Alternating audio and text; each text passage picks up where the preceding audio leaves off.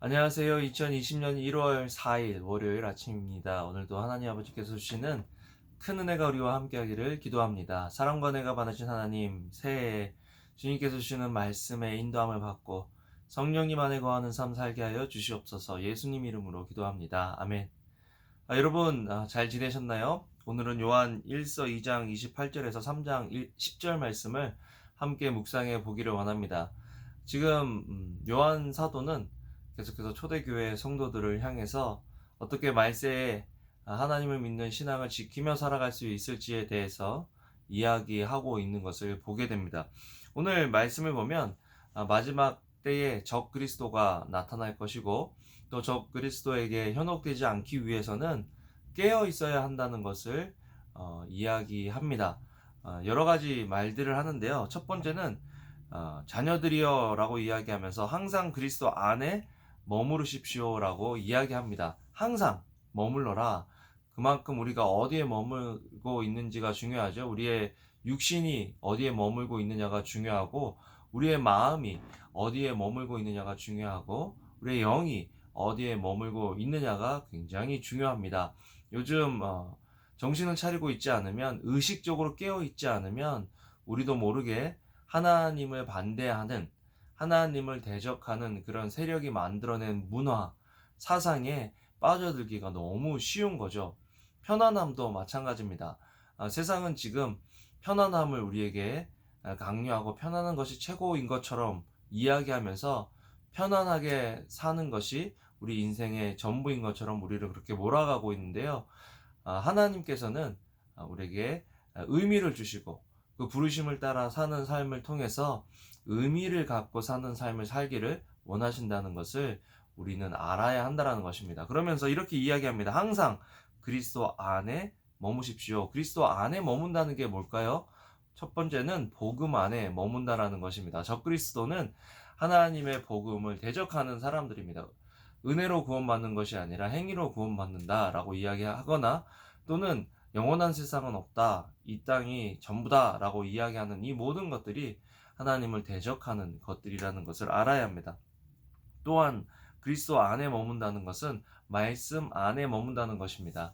여러분, 우리가 의식적으로 계속해서 말씀을 펴서 읽지 않고 듣지 않고 공부하지 않고 묵상하지 않고 암송하지 않는다면 다른 생각들이 우리 속에 들어온다라는 것입니다.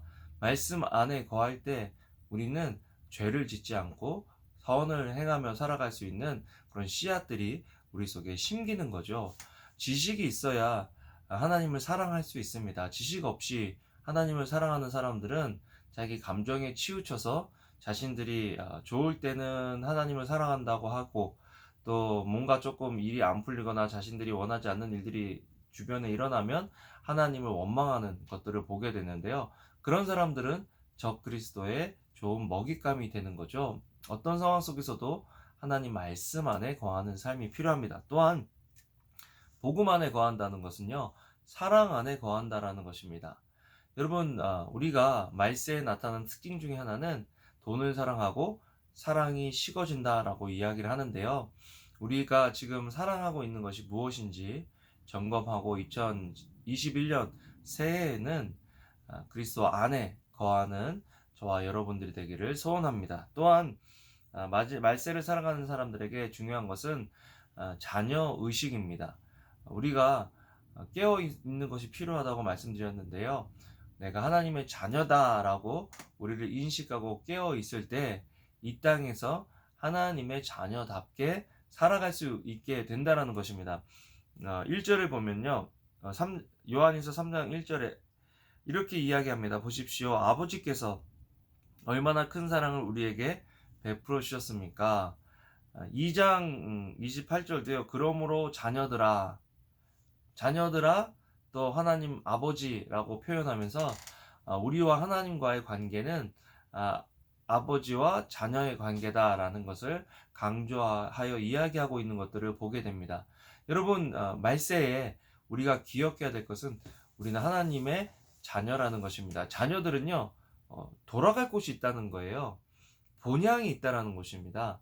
그렇기 때문에 우리의 본향은 하나님 아버지가 계신 하나님 나라, 천국이다라는 것들을 기억하고 이 땅에서 살아가면서 하나님 아버지의 자녀답게 살아야 한다라는 것입니다. 또한 2절에 보면요. 2절부터 7절에 보면 우리가 종말 의식을 가지고 살아야 한다라는 것입니다. 말세인데 말세가 아닌 것처럼 살아갈 때 이제 끝이 올 것인데 이 땅에서 마치 영원하게 살 것처럼 살아갈 때 우리는 의를 행하는 것이 아니라 세상에 물들어서 세속적으로 살아가게 된다라는 것입니다. 정신을 차리지 않으면 말세에 우리도 모르게 그런 삶을 살아갈 수 있게 된다라는 거죠. 우리가 우리를 의식한 대로 살아갑니다. 그렇기 때문에 우리는 복음을 의식해야 되고 또 우리가 하나님의 자녀라는 것을 의식해야 하고 또한 우리는 마지막 때를 살아간다라는 것들을 의식한 상황에서 우리가 말하고 행동하고 결정하고 살아야 한다라는 것 오늘도 기억하시고요.